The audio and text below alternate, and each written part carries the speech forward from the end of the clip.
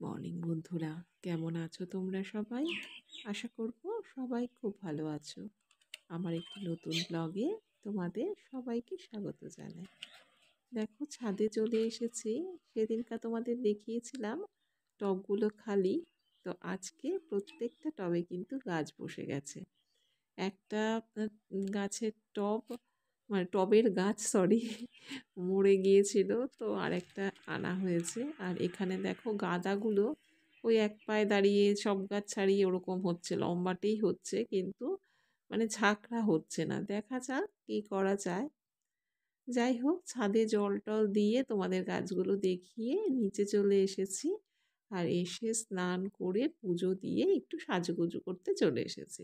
তো শীতকালে এইটুখানি সাজুগুজু তো না করলেই নয়, সেই জন্য একটু সাজুগুজু করে তারপরে একবারে চলে যাব চা খেতে, কারণ ভীষণ ঠান্ডা লাগছে। তো 1 কাপ চা নিয়ে নিলাম। বাড়িতে এখন আমি একা, নীলাদ্রি গেছে অফিসে, আর মেয়ে তো গেছে পড়তে। আর দেখো, এখানে আমি চা করতে এসেছি, আর কাকগুলো মানে সমানে ডেকে চলেছে। ওই প্রতিদিন যে খেতে দিই, তো সেই প্রতিদিনের মতো আজও দিয়ে দিলাম, একটু দুটো বিস্কুট দিয়ে দিলাম, দিয়ে জানলাটা বন্ধ করে এবার আমি চলে গেছি একদম বারান্দায়। বারান্দায় গিয়ে একটু শান্তিমতো চা খাচ্ছি, মানে একটু রিল্যাক্সে, শান্তিমতো বলতে একটু রিল্যাক্সে চাটা খেলাম। এই বারান্দাটাই জানো তো আমাদের মানে পুরো স্লাইডার দিয়ে বন্ধ করে দেবে বলেছিল, কিন্তু আমি বারণ করেছি, একদম না, মানে বারান্দায় একদম স্লাইডার দেওয়া যাবে না। কারণ বারান্দা থাকবে খোলামেলা, আমি গিয়ে ওখানে দাঁড়াবো মাঝে মাঝে একটু কাজ টাজ হয়ে গেলে, তো একদম দেওয়া যাবে না। আর আবার চলে এসেছি রান্নাঘরে। এখন করব কি বলতো, আমার টিফিনটা করব রুটি আর আলু বাটি। কি করেছি, প্রেসার কুকারে আলু, পেঁয়াজ, লঙ্কা সমস্ত একসাথে দিয়ে আলু বাটি যেভাবে করে সেভাবে দিয়ে দিয়েছি ওখানে। আর এবার কি হয়েছে বলতো, অনেকটা জল দেখছি ছেড়েছে। এবার কড়াইতে দিয়ে একটু মানে ড্রাই করে তারপর খাবো, একদম ঝোল ঝোল তো খেতে ভালো লাগবে না। তো চলো রুটিটা করে নিই আগে, তারপর তরকারিটা করব। তোমাদের সাথে কথা বলতে বলতে তো ঘরের বিছানাটাও তোলা হয়ে গেল। তারপর এখন চলে এসেছি রুটি করতে। বললামই তো তোমাদের রুটি করব। আজকে রুটিগুলো দেখো, সবকটি রুটিই কিন্তু ফুলেছে, বেশ ভালো লাগে না রুটি ফুললে?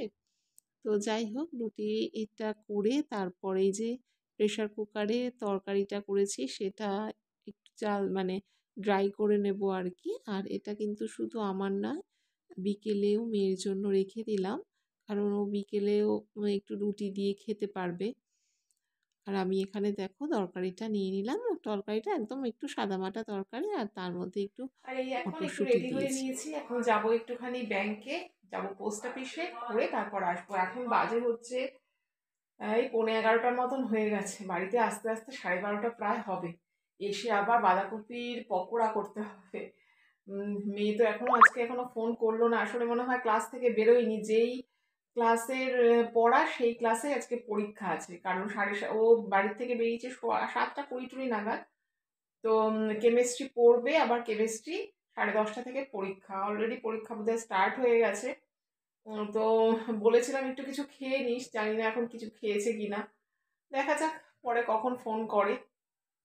তো চলো যাই, গিয়ে কাজকর্ম করে আসি, এসে আবার রান্না বান্না তো করতেই হবে। চলো, তোমাদের বলেছিলাম 12টার সময় আসবো হয়তো, তার আগেই চলে এসেছি। এই 12:15টায় চলে এসেছি। এসে একটুখানি ওই মোবাইলটা একটুখানি দেখলাম, দেখে টেখে নিয়ে এবার মেয়ে ফোন করলো 1টা নাগাদ। ফোন করলো যে ওদের পরীক্ষা হয়ে গেছে, এবার আসছে। তো ভালো কথা, এবার বাঁধাকপির পকোড়াটা করি। ও আসলে মানে সমস্ত রেডি করে রাখি, আর ও আসলে তাড়াতাড়ি করে ভেজে নেব। তো যে জন্য কাজে গিয়েছিলাম, একটা কাজ হয়েছে, একটা কাজ হয়নি। কি করব, কালকে আবার যেতে হবে কালকে, কিছু করার নেই। কি করেছি বলতো, বাঁধাকপিটাকে চপারে চপ করে নিলাম একদম, না দেখো কি, এই দেখো, দেখেছো একদম পকোড়া করব তো একেবারে মিহি হয়ে গেছে।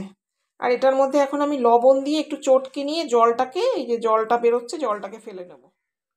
লবণ দেওয়া জলটাকে ফেলে দিয়েছি, আর এখানে দেখো নিয়েছি হলুদ, কালো জিরে, জিরে, কাঁচা লঙ্কা, এগুলো নিয়ে সমস্ত নিয়ে ভালো করে এখানে মেখে দেব। লবণ দিয়ে যেহেতু আমি ওটাকে চটকে জলটা ফেলে দিয়েছি, সেই জন্য এখন বেশি লবণ দিলাম না, পরে একটু লবণ দেব।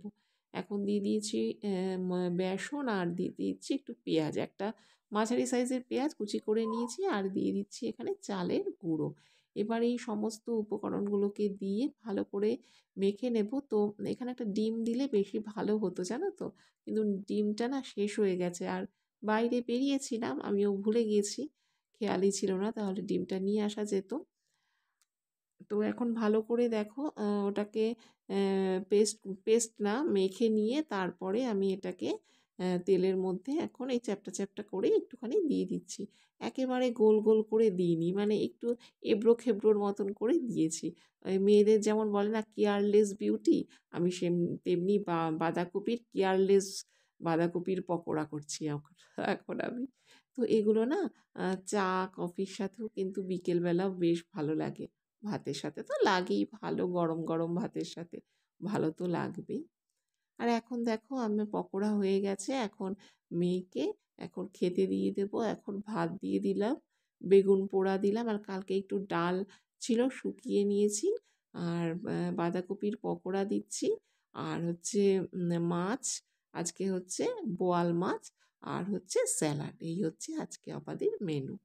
তো চলো বন্ধুরা, আজকে দুপুরের লাঞ্চের সাথে সাথে আজকের ভিডিওটা শেষ করছি। আজকের ভিডিওটা যদি তোমাদের কোনোখানে ভালো লাগে, প্লিজ চ্যানেলটিকে সাবস্ক্রাইব করে আমার পাশে থেকো। ধন্যবাদ।